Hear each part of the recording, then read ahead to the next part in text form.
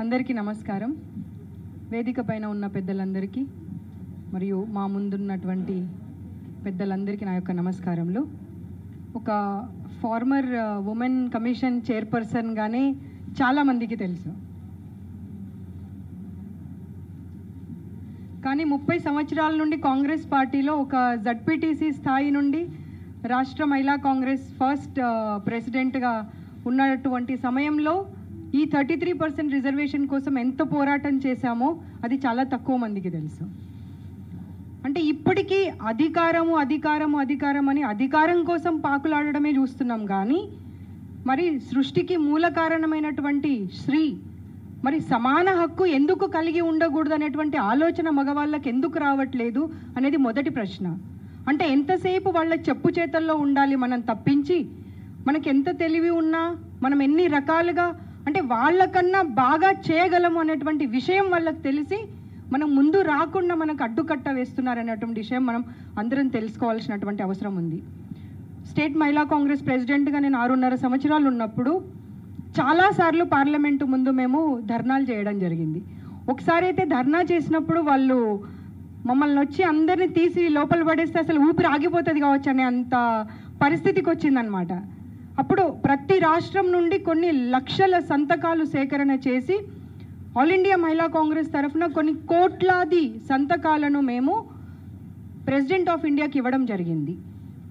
అంటే రాష్ట్రంలో ప్రతి రాష్ట్రంలో ఉన్నటువంటి మహిళలు రిజర్వేషన్ ఎంత కోరుకుంటున్నారు అని చెప్పడానికి, రిజర్వేషన్ ఎందుకు కోరుకుంటున్నారు అనడానికి చాలామంది తమ తమ అభిప్రాయాలు చెప్పడం జరిగింది. ఏదో అధికారం కావాలనో లేకపోతే మేము చట్టసభల్లో కూర్చోవాలి అనేటువంటి ఆలోచనతో కాదు. ఇప్పుడు మనం ఉత్తరప్రదేశ్లో కానివ్వండి చాలా చోట్ల మహిళల పైన ఎంత దారుణమైన హేయమైనటువంటి సంఘటనలు జరిగాయో మనం చూసాము.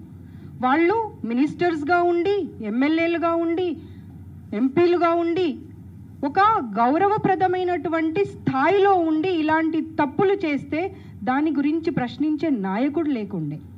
ఇవాళ సోకాల్డ్ ఏదైతే 33% రిజర్వేషన్ ఇస్తామని చెప్తున్నారో వాళ్ళే వీళ్ళని వెనకేసుకొచ్చారు. వాళ్ళు చేసిన తప్పులను తప్పు అని ఎత్తి చూపడానికి కానివ్వండి, ఆ తప్పుకు శిక్ష వేయడానికి కానివ్వండి వాళ్ళు ధైర్యం చేయలేదు. ఎందుకంటే మా పార్టీకి సంబంధించిన వ్యక్తులు అని.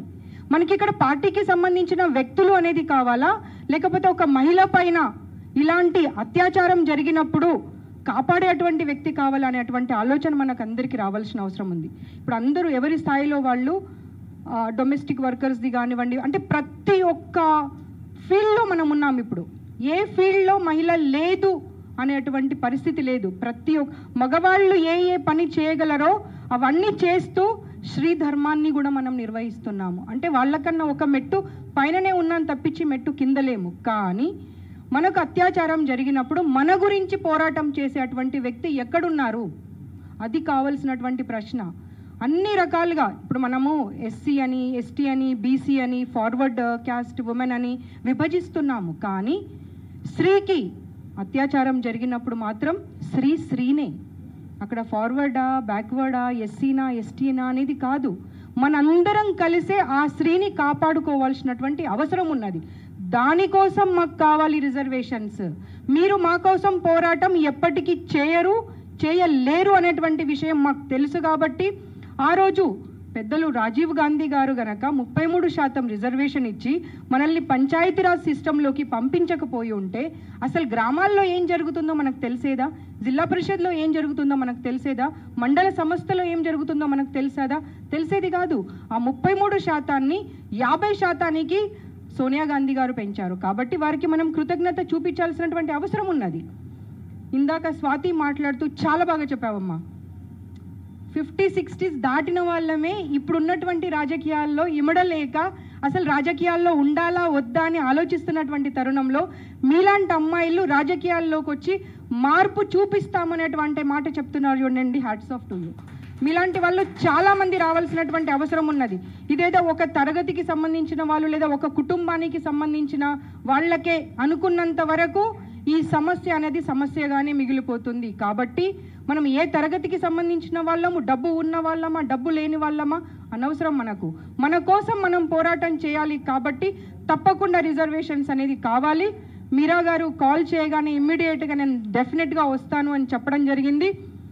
మీరు ఏ రెజల్యూషన్స్ అన్నా పాస్ చేయండి, తప్పకుండా వ్యక్తిగతంగా ఒక మహిళగా మేము మీ వెంట ఉంటాము. అంతేకాకుండా కాంగ్రెస్ పార్టీ నుండి ప్రాతినిధ్యం వహిస్తూ ఇక్కడికి వచ్చాను కాబట్టి తప్పకుండా కాంగ్రెస్ పార్టీ కూడా మీ వెన్నంటే ఉంటుంది.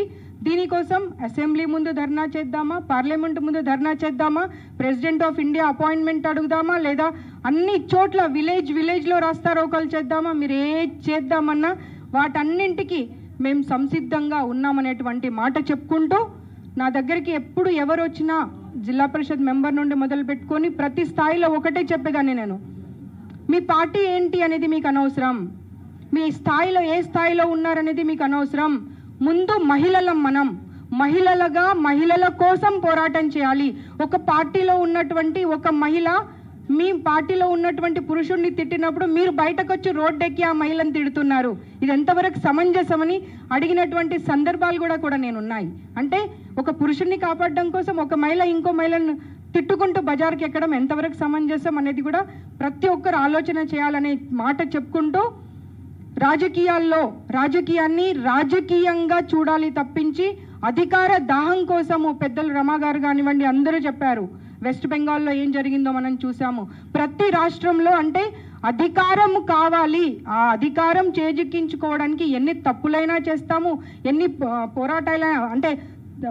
పోరాటాలే చేస్తా అంటే తప్పులే చేస్తాను తప్పించి ప్రజాస్వామ్యాన్ని కాపాడము, ప్రజాస్వామ్యాన్ని ఖూనీ చేస్తాము అన్నప్పుడు ఖచ్చితంగా 50% మహిళలు గనక చట్టసభల్లో ఉంటే ఆ ప్రజాస్వామ్యాన్ని కొంతనైనా కాపాడిన వారము అవుతాము అనేటువంటి మాట చెప్పుకుంటూ, ఎందుకు అంటే దానికి కూడా రీజన్, ఒక కుటుంబాన్ని కాపాడేటువంటి అవసరం ఏర్పడినప్పుడు మహిళ ముందుంటుంది. పురుషుడు కొన్నిసార్లు తన స్వార్థం కోసము అటు ఇటు వీగేటువంటి పరిస్థితులు కూడా ఉంటాయి. కానీ మహిళ మాత్రము ఒకసారి నా కుటుంబం అంటే నా కుటుంబం కోసమే పోరాటం చేస్తుంది, మహిళ అంటే మహిళ కోసమే పోరాటం చేస్తుంది. కాబట్టి ఖచ్చితంగా ఇంప్లిమెంట్ చేసేంత వరకు మెడలు వంచాల్సినటువంటి అవసరం ఉందనే మాట చెప్పుకుంటూ మీ అందరి మధ్యలోకి ఈరోజు నన్ను పిలిచినందుకు ధన్యవాదాలు తెలియజేస్తా ఉన్నాను.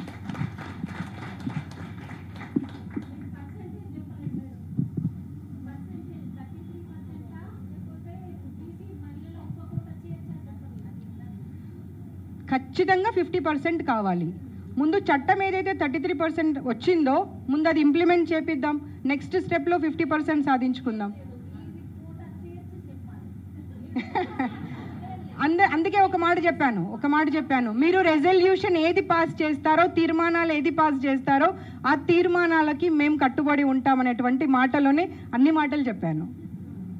థ్యాంక్ యూ శారదా గారు.